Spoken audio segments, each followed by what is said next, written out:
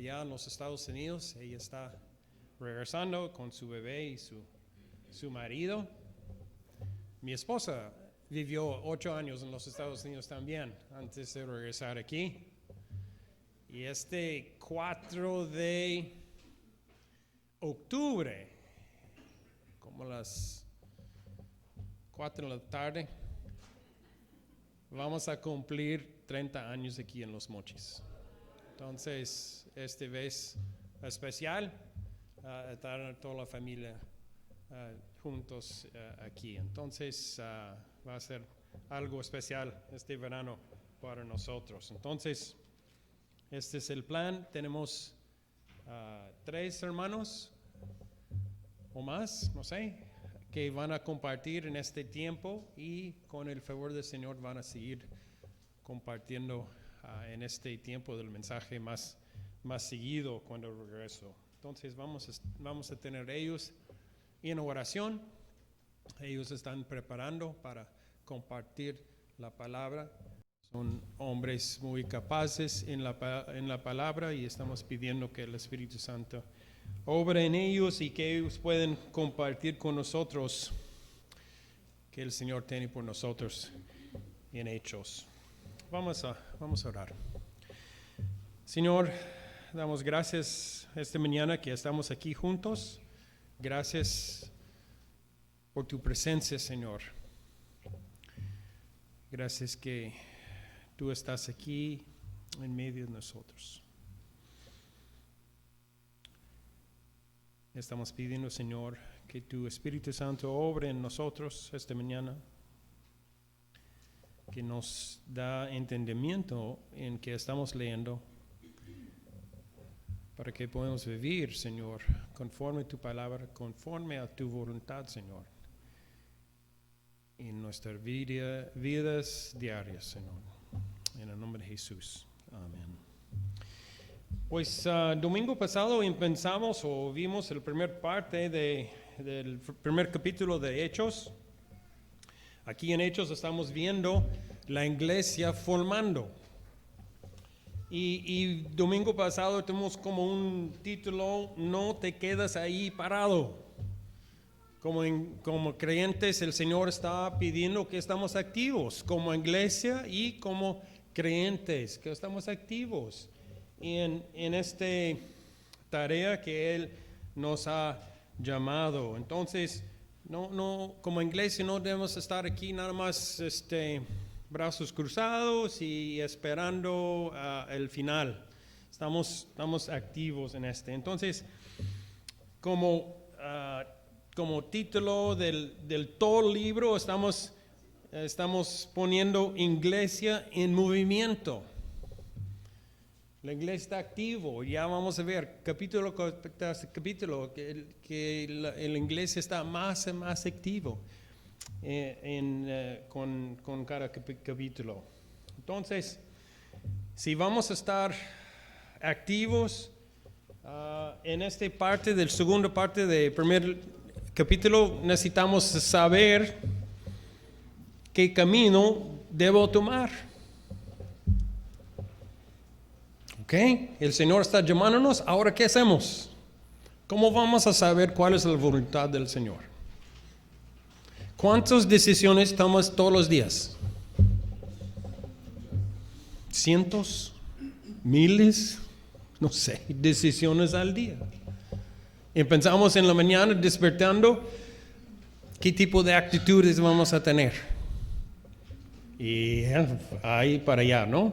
Muchos, tal vez, a lo mejor no tienen mucha importancia, que vamos a cenar azucaritas o con paps, pues no tienen sentido. Pero hay muchas decisiones en la vida que son importantes. Entonces, es que queremos ver.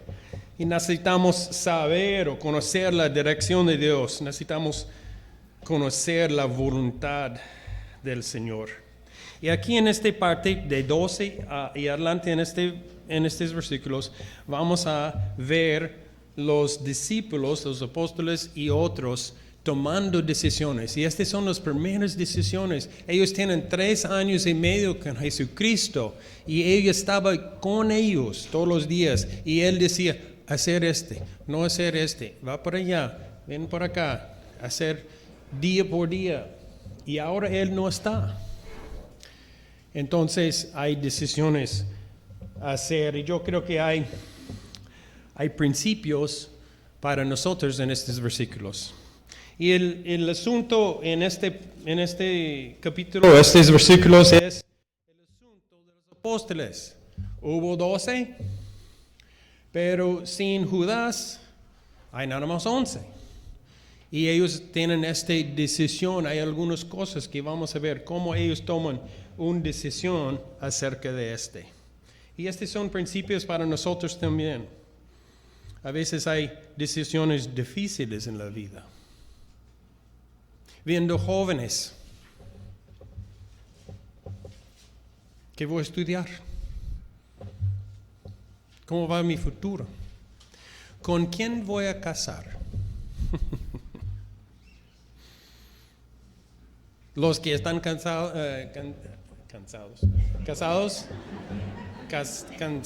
y cansados. No, ya. Y ustedes me perdonan mi español. Si tienen dudas, si ustedes vienen aquí a predicar en inglés.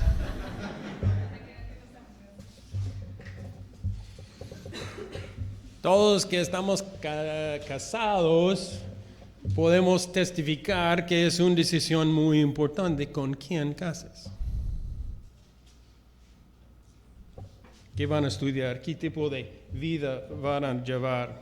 ¿Qué tipo de empleo vas a tener? ¿Qué tipo de persona que vas a ser? Entonces son cosas que necesitamos en. ¿Cómo podemos saber la voluntad de Dios para mi vida? ¿Qué camino debemos tomar? Entonces, en versículos 12, 13 y 14 vamos a ver el primer punto. El primer punto de conocer la voluntad del Señor es someter. Necesitamos someter nuestra propia voluntad a Dios.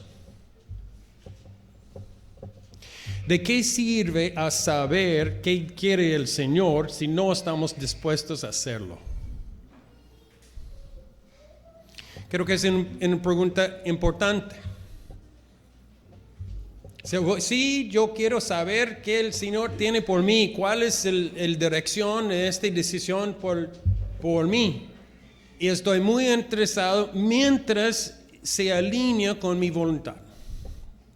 Se alinea como yo quiero. Y si no, ¿voy a hacerlo? Entonces, en estos 3 versículos vamos a ver necesitamos someter nuestra propia voluntad a Dios. El primero es obedecer lo que ya sabes. Versículos 12 y 13. Entonces regresaron a Jerusalén desde el monte llamado de los Olivos, situado aproximadamente 1 kilómetro de la ciudad. Cuando llegaron, subieron al lugar donde se alojaban. Estaban allí Pedro, Juan, Santiago, Andrés, Felipe, Tomás, Bartolomé, Mateo, Santiago, hijo de Alfeo, Simeón el Zelote, Judas, hijo de Santiago. Y lo importante de es que, de las primeras 3 o 4 palabras, entonces regresaron a Jerusalén. Porque era importante. Pues vemos en versículo 4, ¿cuál era el mandato del Señor en versículo 4? Una vez, mientras comían con ellos, les ordenó, no se alejen de Jerusalén, sino esperen la promesa del Padre, de la cual les he hablado. No se alejen de Jerusalén. Entonces, ¿qué hicieron ellos? Ellos obedecieron que ya sabían hacer. Interesante. Es el primer punto por nosotros. Hacer que ya sabemos qué hacer. ¿Cuántas veces no hacemos que sabemos debemos hacer? Sí quiero la voluntad del Señor en mi vida, pero a veces no estamos dispuestos a simplemente hacer que sabemos debemos hacer. Entonces, ese es nuestro primer punto, obedecer lo que ya sabes. 12 y 13. Y ahora en 14, vamos a ver algo interesante. Versículo 14. Todos en un mismo espíritu se dedicaban a la oración, junto con las mujeres y con los hermanos de Jesús y su madre María. Aquí vemos en nuestra segunda parte de en someter tu voluntad al Señor, obedecer que lo sabes, y ahora, punto B, espera en el Señor y en oración. Todos, ¿qué? En un mismo espíritu, ¿qué hicieron? Se dedicaban a la oración. Si queremos saber la voluntad del Señor por nuestras vidas, probablemente hacemos que sabemos qué hacer. Y 2, esperar en el Señor. Necesitamos detenernos, hacer una pausa y esperar. Necesitamos esperar en Dios y su tiempo. Es necesario esperar a que Dios aclare su camino. Creo que en otro formato y tiempo podemos ser testigos de decisiones que hicimos muy rápidos, sin esperar al Señor, sin tiempo para orar. También en este versículo vemos junto con las mujeres, y si hay oportunidad a ver, podemos ver en los evangelios nombres de las mujeres, o por lo menos parte de ellos, y con los hermanos de Jesús. ¿Quién eran los hermanos de Jesús?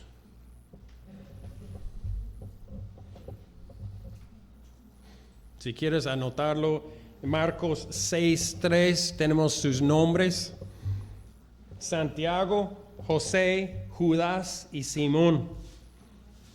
Él tenía por lo menos 2 hermanas.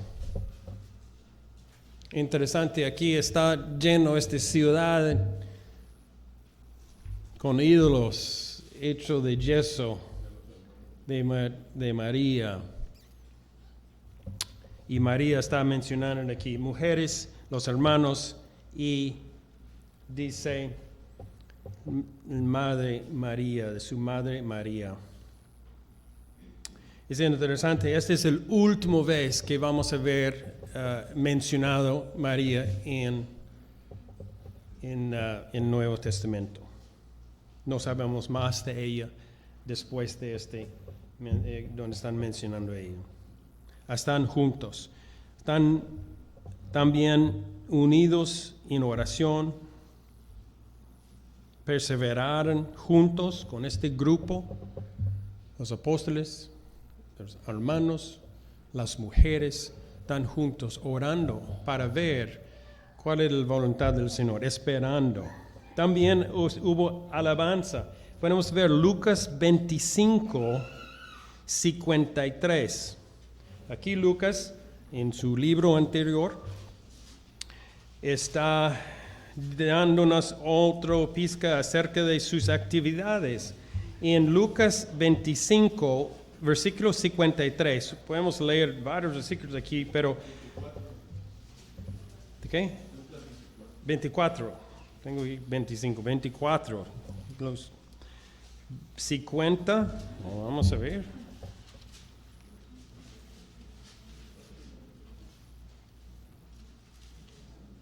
Para ver si mis notas están mal aquí.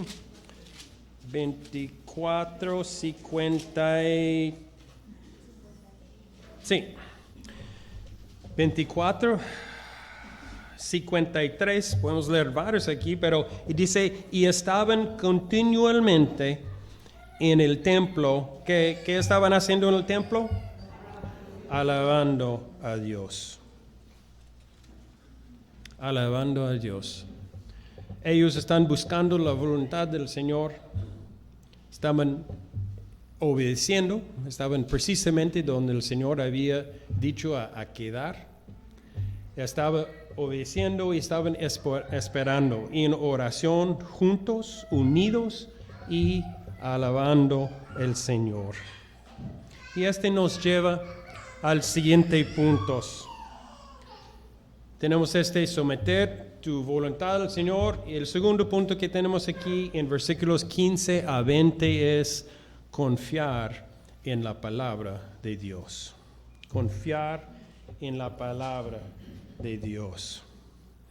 Entonces vamos a ver aquí en versículos 15, 16 y 7, vamos a ver precisamente que Dios nunca contradecirá su propia palabra. No hay contradicciones en la palabra de Dios. No hay contradicciones entre la voluntad del Señor y su palabra. Es donde muchos quieren buscar excepciones o ver que el Señor está mandando algo que está claramente en contra de su palabra. Y no es posible. Tenemos 15, 16 y 7. Con este tema, Dios nunca contradice su palabra. No hay contradicciones. 15 empieza así. Por aquellos días, Pedro se puso de pie en medio de los creyentes, que era un grupo como de 120 personas, y dijo: hermanos, tienen que cumplirse la escritura que por boca de David había predicho el Espíritu Santo en cuanto a Judas, el que sirvió de guía a los que arrestaron a Jesús. Judas se contaba entre los nuestros y participaba en este ministerio. ¿Qué estaba haciendo Pedro aquí? Primero, Pedro afirma la inspiración de Dios en las Escrituras. Él afirma que es la palabra de Dios. Interesante aquí, dice, Pedro se puso de pie en medio de los creyentes y según creyentes en el original es más como hermanos. Es la primera vez que vemos en la iglesia, van a empezar a referir uno a otros como hermanos.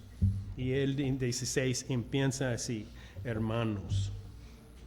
Entonces, la escritura tiene que cumplirse, va a cumplir. Si Dios lo tiene en la palabra, va a cumplir. Si hay un principio en la palabra, va a cumplir. Tú no puedes desobedecer la palabra de Dios sin las consecuencias. Es imposible. Es imposible. Interesante, en estos versículos menciona 120 personas. 120 personas precisamente era el grupo, por ley de los judíos, era el grupo mínimo para formar una comunidad nueva. Si querían pensar un pueblo, una ciudad, vamos a decir, un pequeño pueblo nuevo, necesitaba 120 personas y con pueden empezar un pueblo nuevo. Y el Señor está empezando. Vemos la iglesia. la iglesia formando, tomando decisiones, buscando la voluntad del Señor, ahora que Él no estaba en su presencia. Entonces vemos confiando en la palabra de Dios. En este primer punto vemos Dios nunca contradice a su propia palabra. Y en versículos 18 y 19, y en mi Biblia creo que Reina Valera también, tenemos un paréntesis, 18 y 19. Y aquí Lucas va a darnos algo de información acerca de Judas. Tal vez pensando que algunos no sabían qué había pasado con él. Entonces tenemos una paréntesis que no precisamente sigue la historia. Él está dando algo de información adicional a nosotros, a los que están leyendo. Entonces 18 y 19. Él contesta la pregunta, ¿qué le pasó a Judas? Antes que siguen con este asunto, ¿cuál es la voluntad del Señor a llenar el hueco que Judas había dejado? Entonces, versículos 18 y 19 dice, con el dinero que obtuvo por su crimen, Judas compró un terreno y allí cayó de cabeza, se reventó y se derramaron sus intestinos.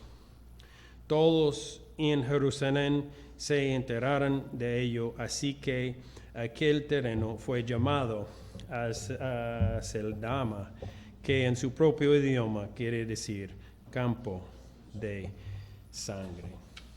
Aquí Lucas explicando acerca de la maldad, el pecado de Judas y qué había pasado con él. Ahora, si recordamos un poco que estudiamos en Mateo 27, tenemos algunos otros detalles acerca de qué pasó con Judas.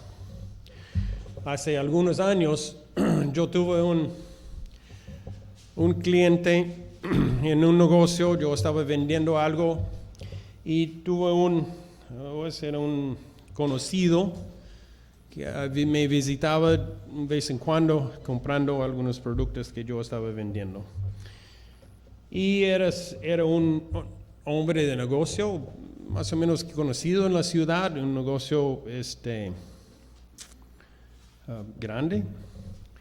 Entonces empezamos a platicar acerca de Dios. Y cada vez que practicamos muy bien, yo estaba compartiendo más y más.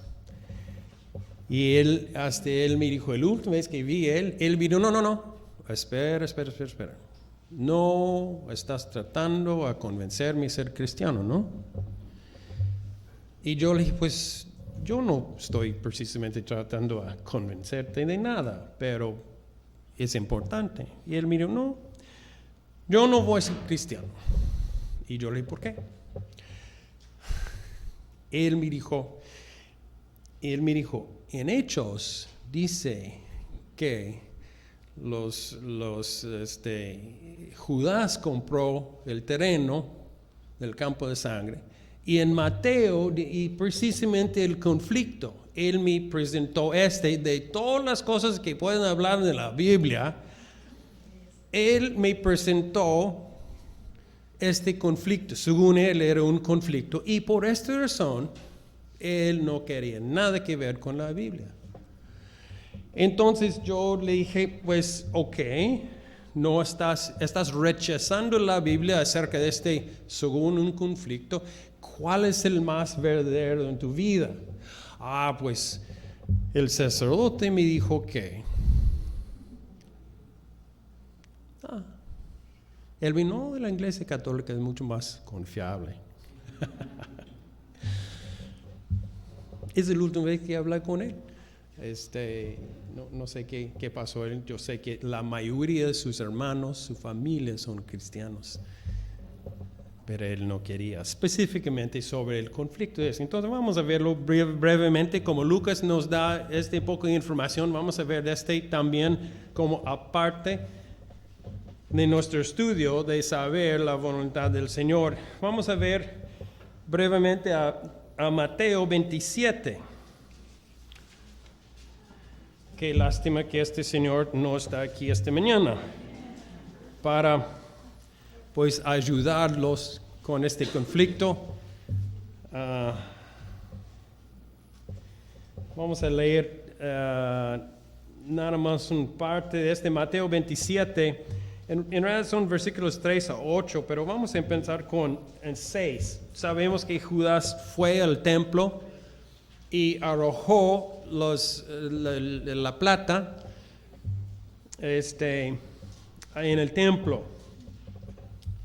Y versículo 3 dice, los jefes de los sacerdotes recogieron las monedas y dijeron, la ley no permite echar esto al tesoro, porque es dinero pagado por derramar sangre. Así que resolvieron comprar con este dinero un terreno conocido como el campo del alfarero para sepultar allí a los extranjeros. Por eso ha sido llamado campo de sangre hasta el día de hoy.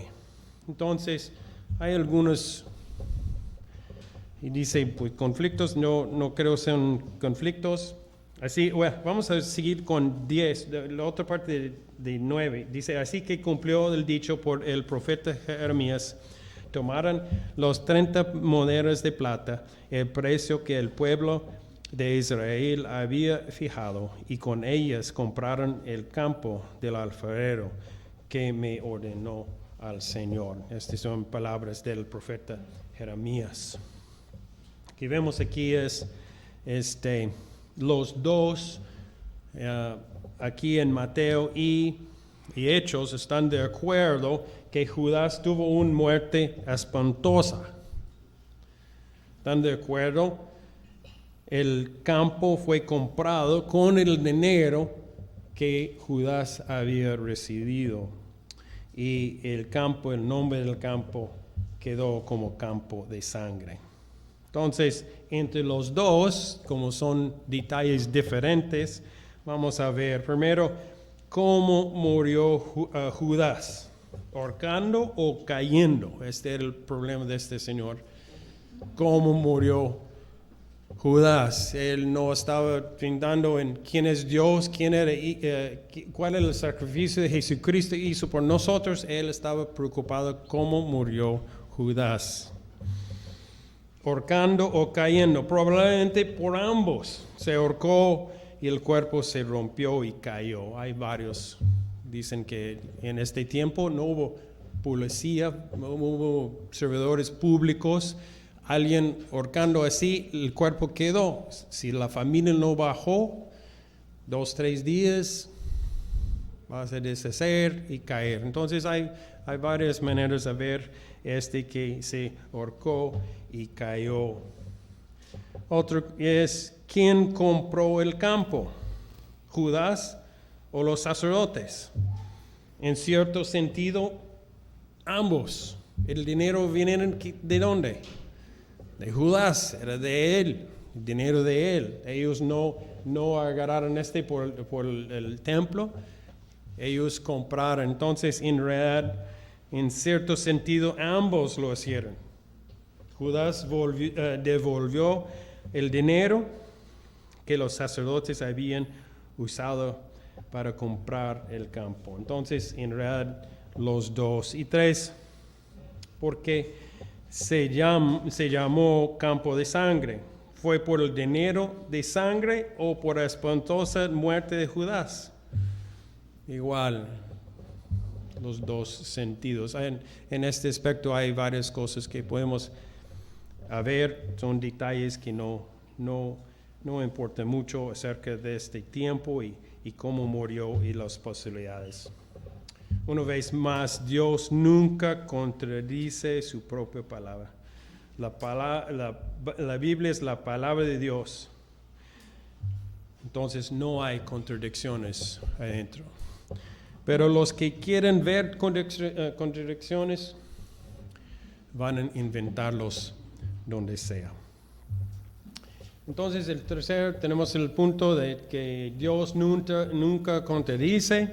Tenemos este pausa en medio, qué pasó con Judas, y vamos a ver el punto C. Las escrituras deben cumplirse. Si está en la Biblia, va a cumplir. Va a cumplirse. Vamos a ver versículo 20.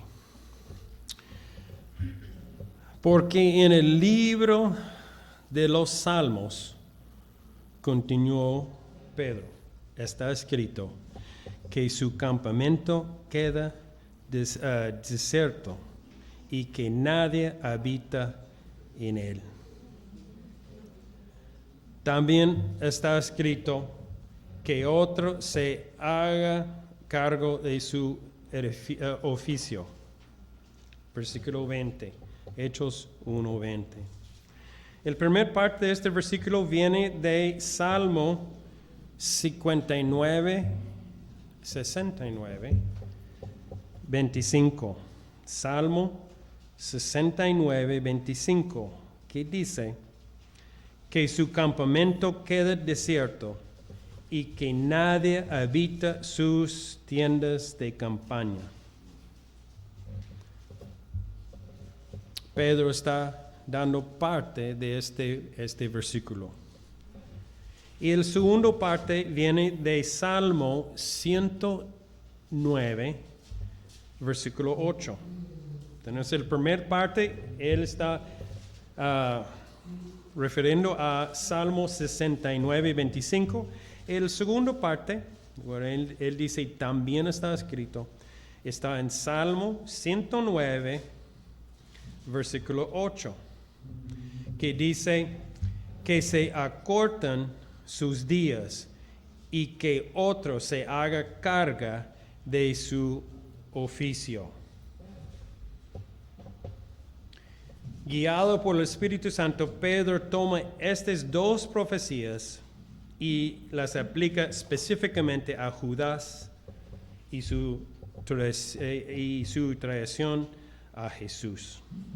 Otra vez, confirmando la palabra de Dios. Y otra vez, así la decisión que tienen que ver los apóstoles acerca de quién iba a reemplazar. Salmo 109, 8. Y que otro se haga cargo de su edificio. Este nos lleva al tercer punto de esta mañana, a discernir la voluntad de Dios. Someter a su voluntad, confiar en la palabra. Y punto 3, discerniendo la voluntad de Dios. Primeramente, vemos en la escritura, en versículo 21, lo importante es la escritura. ¿Qué dice la Biblia? Versículo 21, y empiezan con la palabra es necesario. Mi versión dice, por tanto, es preciso que se una a nosotros. Si la Biblia dice, tiene que cumplir, tiene que ser parte de Lo importante en nuestra decisión, cómo vamos a tomar una decisión, es acerca de qué dice la palabra de Dios. Si alguien quiere casar, un cristiano quiere casar, y la muchacha, o el muchacho, en el caso, no es creyente, ¿qué podemos decir? No puede hacer la voluntad del Señor. Necesito dinero, estoy pensando en robar el banco. A lo mejor está en la voluntad del Señor. ¿Por qué no? Pues está contra la palabra. Podemos una sinfín de situaciones que está claramente en la palabra que no podemos hacer. No necesitamos saber. Voy a borrar. Entonces,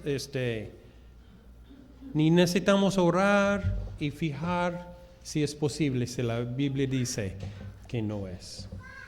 Entonces, ¿qué dice la Biblia? La segunda parte vamos a ver en versículos 21 y 22, y este es sabiduría. Si vamos a tomar una decisión en nuestra vida, primero, ¿qué dice la Biblia? Punto B, sabiduría. ¿Cómo aplico la palabra de Dios a mi situación particular? Y vemos esto en 21 y 22. 21 y 22 dice, por tanto, es preciso que se una a nosotros uno de los que nos acompañaban todo el tiempo que el Señor Jesús vivió entre nosotros, desde que Juan Bautista hasta el día en que Jesús fue tomado de entre nosotros y recibió en las alturas. Es necesario que uno de ellos sea junto a nosotros testigo de la resurrección. Entonces ellos pongan como condición a alguien que había con ellos todo el tiempo para ocupar este lugar, buscando sabiduría. ¿Y cómo podemos tener sabiduría en nuestra vida a aplicar la palabra?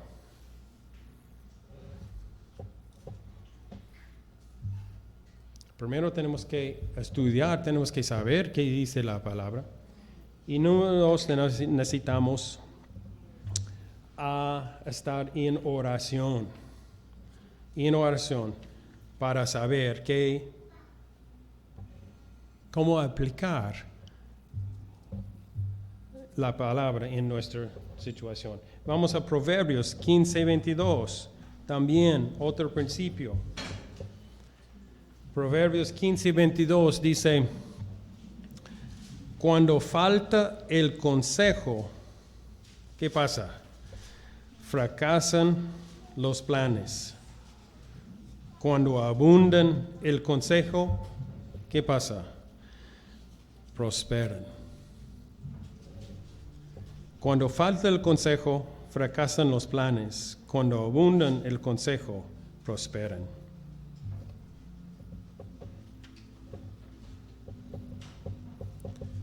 El consejo bíblico de otros hermanos, otros en la fe, es esencial en esta parte de aplicar sabiduría a nuestra situación, aplicar la palabra a nuestras vidas. ¿Quién puede ser este consejo? ¿Dónde podemos recibir este consejo? Pues si estás casado con la esposa o el esposo, puede ser si eres joven, padres, y tus padres pueden ser de este lugar de consejo, tu padre, madre, hermanos en la fe, líderes en la iglesia, a buscar consejo. Y también Santiago 1:5, que hemos leído mucho, a lo mejor alguien conoce memorizado. Santiago 1:5 dice, si a algunos de ustedes le falta sabiduría, ¿qué hacemos? Pídensela a Dios y Él se la dará, pues Dios da a todos generosamente sin menospreciar a nadie. Y en oración pedimos Y esta es la otra parte. Vamos a ver en versículos 23, 24 y 25. Vamos a ver punto número C, oración. Pídele a Dios que te muestre su voluntad. En 23 vemos, así que pusieron a dos, a José, llamado Barsabás, apodado el justo, y Matías. 24, ¿qué hicieron? Oraron, y ya sabemos que oraron, va a decir, si oraron así, Señor, tú que conoces el corazón de todos, muéstranos a cuál de estos dos has elegido, para que se haga cargo del servicio apostólico que Judas dejó para irse al lugar que le correspondía, orando, pidiendo sabiduría, orando juntos para saber la voluntad del Señor. Qué mejor manera para nosotros cuando estamos enfrentados con una decisión importante es orar juntos con otros hermanos a ver la voluntad del Señor. Y es interesante aquí este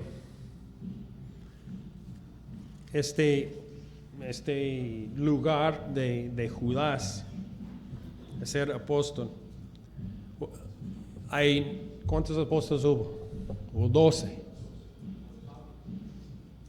Y si incluimos Pablo, que era apóstol a los gentiles, a los judíos hubo 12. Y los 12 hubo 11. Y ahora vamos a ver que incluyen Mateas y él va a ser otra vez 12. Y el punto D es confiar. El último versículo es confiando en la soberanía de Dios. Tenemos oración. ¿Qué dice la Biblia? Es el punto sabiduría y oración. Y ahora D tenemos confiando en la soberanía de Dios. Hechos 1:26, el último versículo que vamos a ver esta mañana. Luego echaron suertes y a la elección recayó en Matías. Así que él fue reconocido junto con los 11 apóstoles. Ellos confiaron en el Señor. ¿Cómo hicieron la decisión entre los dos?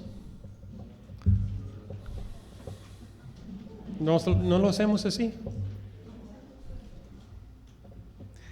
Pues era una manera muy conocida en tiempos de la Biblia. Proverbios 16:33 dice: las suertes se echan en el regazo, pero el veredicto proviene del Señor. Entonces, en esta ocasión, ellos hicieron las suertes para determinar entre estos dos. Pero es interesante, esta es la última vez en la Biblia que vemos a alguien tomando esta decisión con suertes. Hay dos cosas que nosotros tenemos que ellos no tenían. ¿Cuáles son? Biblia completa y el Espíritu Santo. Entonces, esta es la última vez que vamos a ver No hay más suertes. Y la otra cosa que quiero mencionar aquí es que hay 12 apóstoles. Alguien me contó que hay un apóstol aquí en Los Mochis.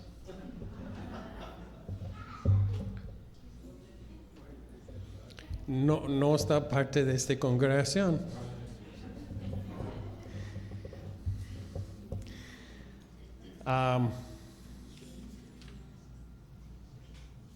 Hubo 12 y ya creo que en capítulo 12 de Hechos vamos a ver la primera muerte de uno de los apóstoles.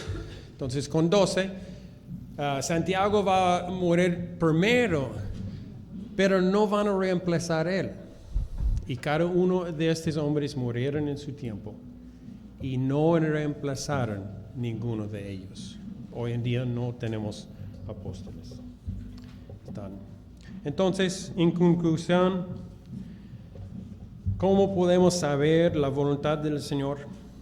Siguiendo estos principios que vemos en esta decisión de reemplazar Judas. Primero, la Sagrada Escritura. La palabra de Dios es perfectamente cierta, una guía absolutamente confiable para nuestras vidas. La voluntad del Señor nunca contradice la palabra. Punto 2, sabiduría. La sabiduría es necesaria para que sabemos cómo aplicar la palabra de Dios a nuestra vida, en nuestra situación particular.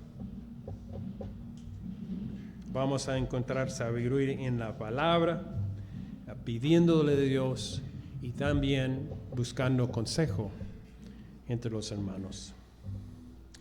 Número 3, oración.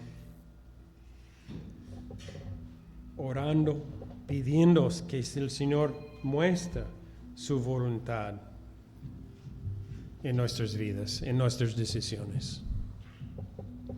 Y número 4, tiene que ver con Dios mismo, confiando en la soberanía de Dios. Proverbios 3, versículos 5 y 6 dice, confía en el Señor de todo corazón y no te apoyes en tu propia inteligencia. Reconócelo en todos tus caminos y Él enderezará tus sendas. Sometemos nuestra voluntad al Señor, confiar la palabra de Dios y discernir la voluntad de Dios en nuestras vidas. Y Él va a guiarnos. Como estos hombres tomando estas decisiones,